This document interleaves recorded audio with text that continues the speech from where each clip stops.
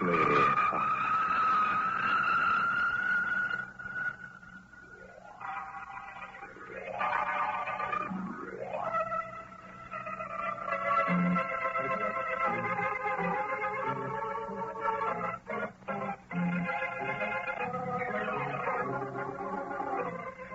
Mystery House, that strange publishing firm owned by Dan and Barbara Glenn, where each new novel is acted out by the Mystery House staff before it is accepted for publication. Mystery House.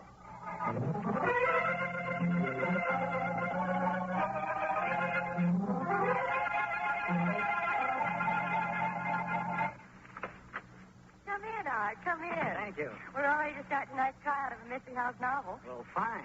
Hey, who's the youngster? Tommy, he's the proof boy at Mystery House. We needed a youngster in tonight's cast, so here he is. A youngster in a mystery story? Well, of course. And he's mighty important to the plot of the show. He certainly is, Art. Matter of fact, there's just one thing I can think of offhand that's more important. Yeah, what's that? You certainly asked for this one, Art. Listen.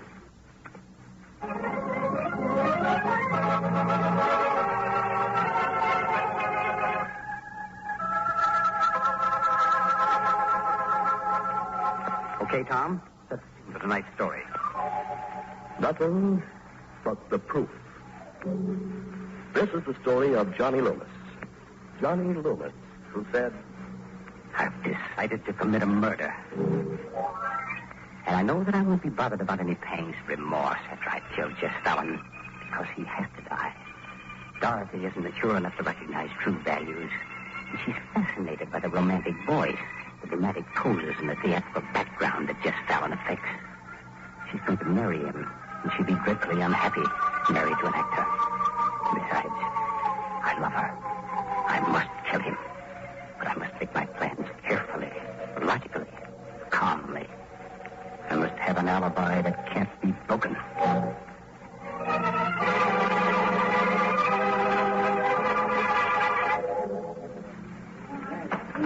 All right, Pete, move that car on the left side. Right off, right.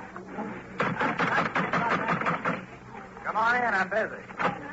Oh, hello, Johnny. Pardon my buzzing around, but I have to get into this infernal guardsman costume for the third act. That's quite all right, Jess.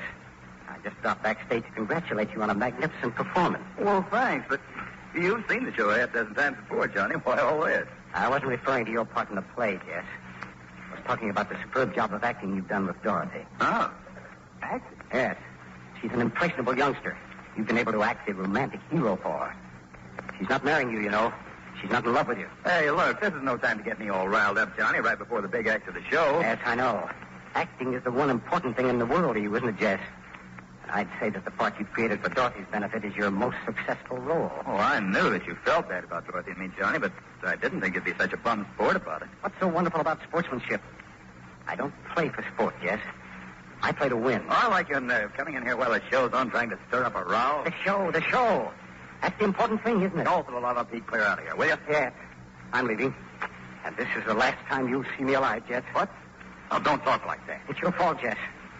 I'm going to commit suicide. You wouldn't kill yourself. You couldn't. No. Just wait and see. That guy's completely dead. Oh, well, I better try to get organized for that third act. He's crazy. Really crazy. Maybe I ought to tell somebody.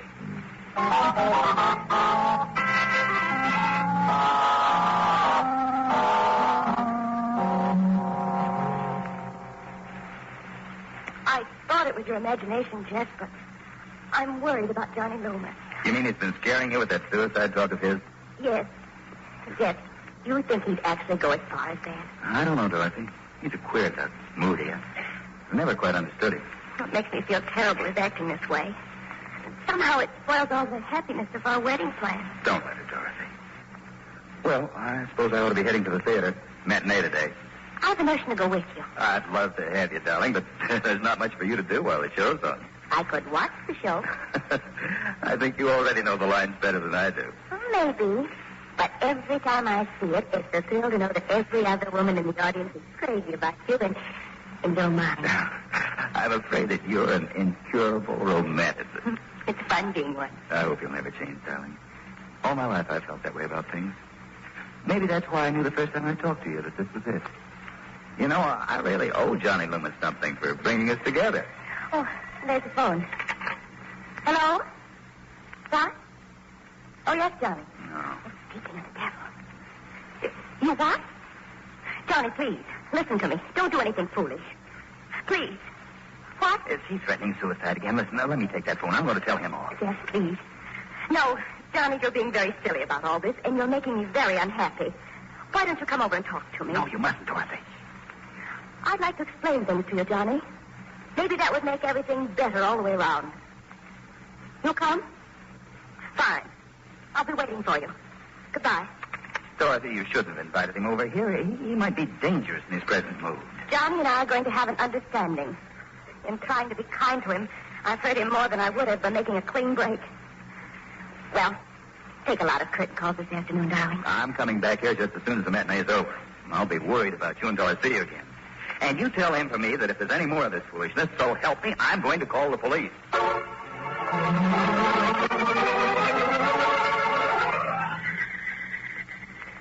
I counted on my suicide threat, flattering Jeff Fallon's ego.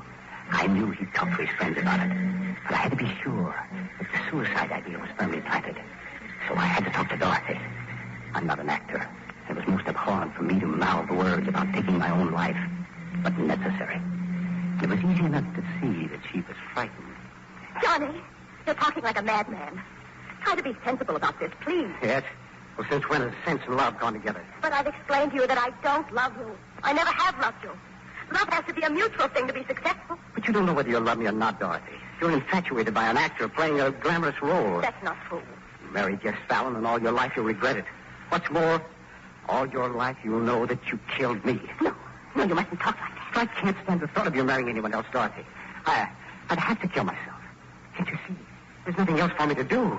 You talk about Jeff being an actor. You're the actor. You're trying to scare me with your suicide threats. You've not the slightest intention of going through with them. You're doing the acting. That's most unkind, Dorothy. And so wrong. Goodbye. No, come back here. Johnny, come back. Johnny!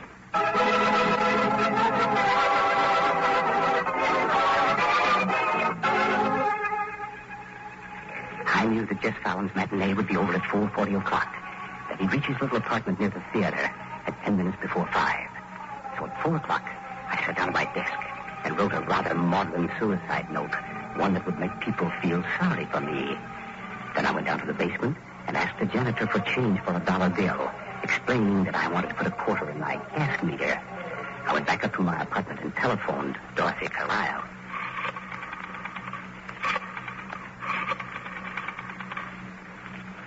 Hello, Dorothy? Dorothy, I thought things all over. Darling, you were saying that I was bluffing about suicide with just the impetus I needed. You were wrong, dear. I'd be much better off dead. What? Why? I'm at my apartment, of course. Wait. What for? I'm afraid nothing you could say would make any difference now, dear. Well, I'll wait. I've quite made up my mind.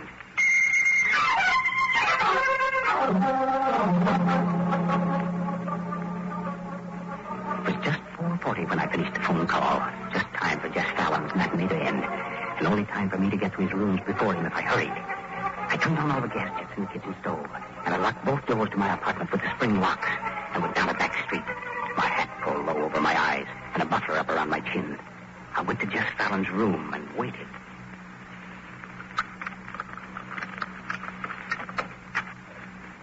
Well, Johnny, how'd you get in here? What do you want anyway? One question at a time, Jess. I've got a good mind to report you to the police. You've caused altogether too much trouble. You and your I friends. won't cause much more trouble, Jess. Your troubles are just about over. What? Don't you know why I'm here? You're insane. I'm here to kill you, Jess. You fool, put that gun down. You can't get away with such a thing. You haven't any idea how well I can get away with it, Jess. Put down that gun. Why, you fool. You're the fool, Jess. You're a fool to think you can take Dorothy away from me. I'll never let you or anybody else take her away from me. No, get away from me. Now, home, down the back stairs, so that nobody sees me.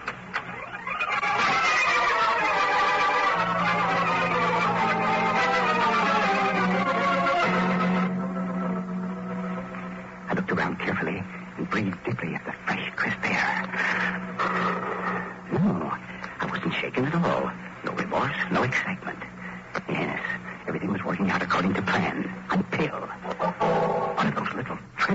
that can't be foreseen. A stupid little accident that could ruin everything.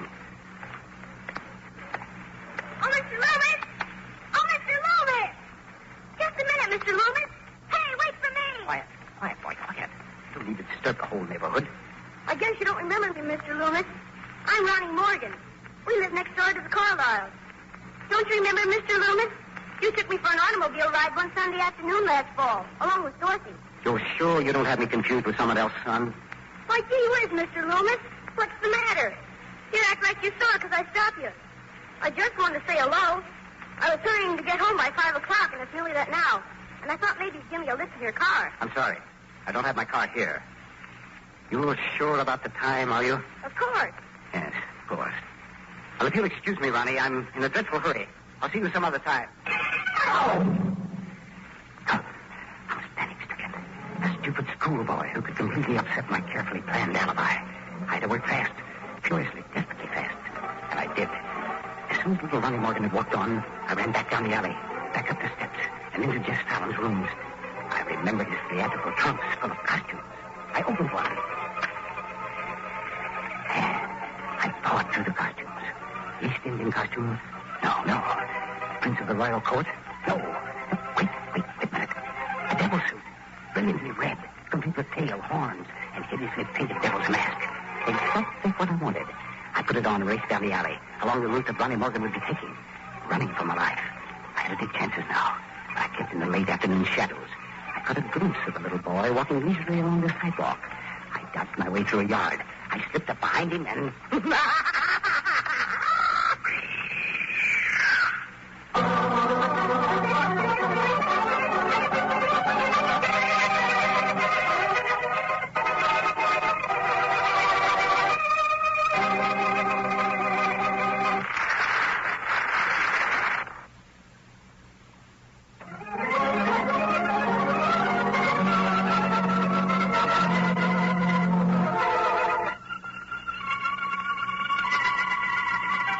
The second act of Nothing But the Truth opens in front of Johnny Lewis' apartment. Dorothy Carlyle has just been joined by Detective Dennis Delahanty, who is trying to force the door. I'm afraid it's too late, Lieutenant. I ran down to the janitor's apartment and called you as soon as I got here. Johnny promised to wait. I called him back and he didn't answer. I hurried, Lieutenant. I got here as fast as I could. Oh, this smells gas. We're too late, I know. I guess we better break the door in, all right. There's plenty of gas keeping out from under it. Stand away from the door, please, Miss Carlyle.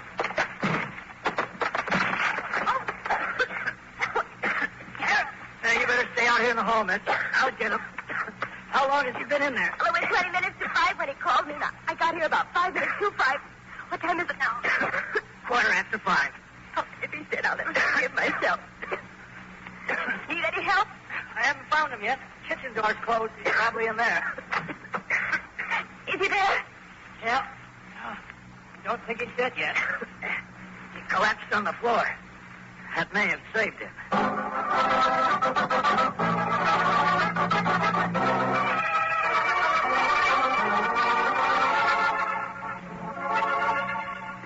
You didn't get much gas in your lungs, Mr. Loomis. Thanks to falling to the floor as soon as the gas hit your lungs. Gas rises. I suppose I should be grateful to you for saving me, Lieutenant. But I'm not. I just have to do it all over again. No, you mustn't, Johnny. You've got to get hold of yourself. Oh, thanks, Dorothy, but I'm not interested. You really shouldn't have bothered bringing me to a hospital. I suppose I shouldn't have called you. I won't make that mistake next time. Oh, well, that's for me, I suppose. I told the folks I'd be here. Hello? What? Lieutenant Delahanty. Why, yes, he's here. Thanks. Hello? What? Yes, I guess I can get over to that address, but a murder, huh? Any clues? Gun is all, huh? No fingerprints, I suppose. What's the murdered man's name? What'd you say? Jess? Oh, no. Last name Fallon, huh? No. Miss Carlyle, please, if you know the man... I know him. I loved him. We were going to be married. Well, maybe it's all a mistake, Dorothy. Like this little scene here. Yeah. Maybe it is a mistake at that.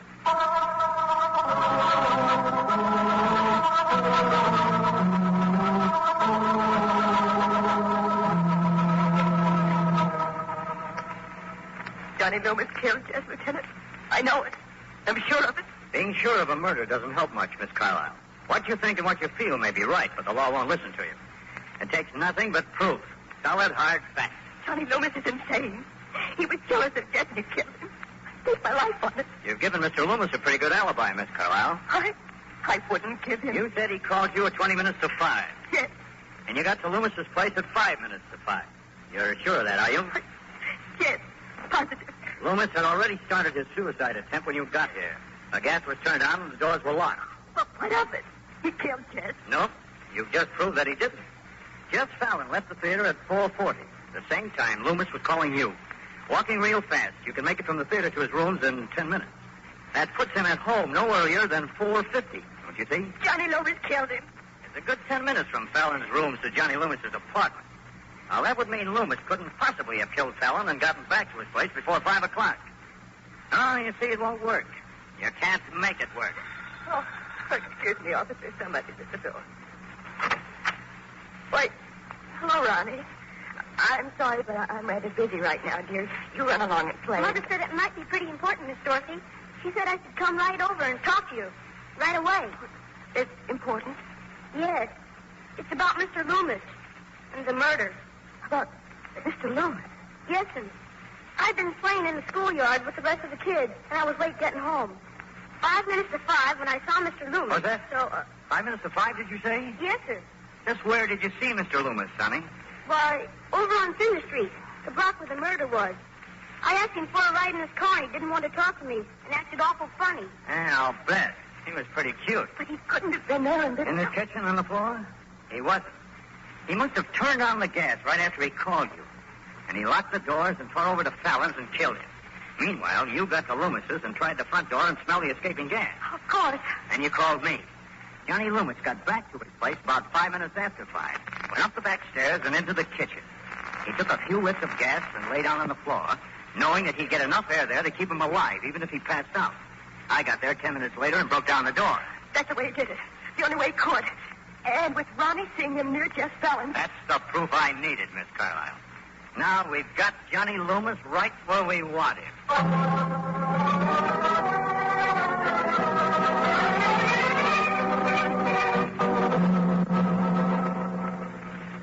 But, Ronnie, I just can't understand why you'd make up such a fantastic story. I didn't make it up. It's the truth, and you know it. There's no use trying to lie out of it, Johnny. You're caught. Dorothy, I'm surprised you'd believe an impressionable youngster who's probably been reading all kinds of lurid tales. Why, you talked to me, Mr. Loomis. You even said there was something about my knowing what time it was. Ron, you don't know what you're saying. Now, I know you wouldn't want to hurt me. So why don't you admit to these people that you made all of this up just to have some excitement, hmm? I didn't. Ronnie, you're sure you haven't thought about this until you actually believe it was so? I guess I know. You do, too. You acted awful funny about seeing me. You remember how he was dressed, Sonny? Sure. He had on a fuzzy gray hat pulled low over his face. Your gray fedora. And a checkered scarf. Red and gray pulled up over his face. Oh, Lieutenant, I gave him a scarf exactly like that. Yes, which Ronnie has had the opportunity to see plenty of times when I've called here, along with the hat. It's rather ridiculous. I guess I know what I saw, all right. His description stands up, Loomis, and you aren't shaking his story a bit. No, it looks like you're trapped, Loomis. Ronnie, you're quite sure you saw me? Yes? And I didn't give you a ride when you asked me? No. You said you didn't have your car. So what did you do? Why, I started walking on toward home, and you walked the other way. Of course. And then, did anything else happen, Ronnie? Yes. Yes? Something else exciting? Yes. I didn't tell anybody about it because I was scared, and I didn't think they'd believe me anyway. Oh, and you didn't think they'd believe you anyway. Well, what was this other exciting thing that happened, Ronnie?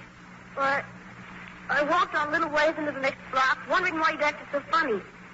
And I heard footsteps behind me, and... Footsteps? Yes. And I looked around, and it was a devil. A what? A devil, all red with the meanest looking face you ever saw in your life, and horns sprouting out of his head, and a long tail with a sharp hook on the end. And he grabbed me and started making funny noises. Yes, I'm quite sure he made funny noises, Ronnie. He grabbed you, you say? Yes, and he was dancing up and down, and I jerked away from him. I started running, and I got away from him. I ran most of the rest of the way home. And when I looked around, he wasn't chasing me anymore. And he was a red devil, you say? A bright red? You bet. Awful beautiful bride. with huge horns. Okay. You don't need to ask him any more, Loomis. You win. Run along home, kid. And don't read any more of those ghost stories. They might get you into trouble someday. But it's true, I saw him. Sure. We believe you. But run along now. And stay away from any more red devils.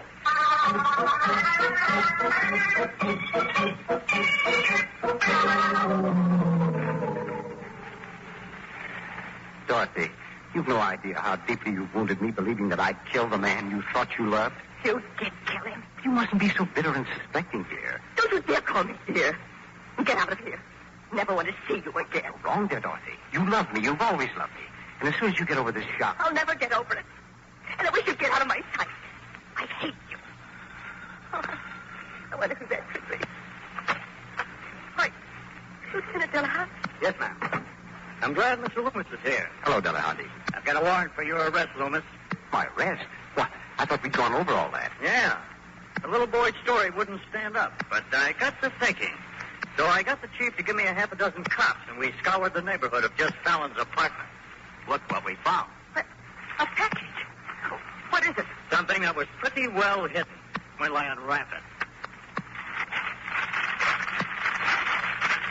Oh, wait. It's a red devil costume. Yeah. And we checked with the theater. Jeff Fallon had a costume like that. Some of the actors had seen it. And it was missing from his trunk. It's from the same customer as the rest of his costumes. Well, then... Little Ronnie Morgan's story stands up all the way. Even the part about the red devil. You're under arrest, Loomis. I don't believe so, Delahanty. Johnny, put down that gun. I'll have to kill both of you, I guess. And it might not be a bad idea to kill that little brat next door if I can find him before I skip out. I wouldn't try shooting, Loomis. No? Well, I would. Here, Loomis.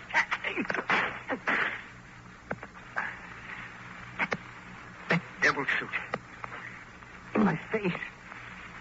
You'd never have shot me if it hadn't been for that. Too bad we can't bury him in that costume. It sort of fits his character.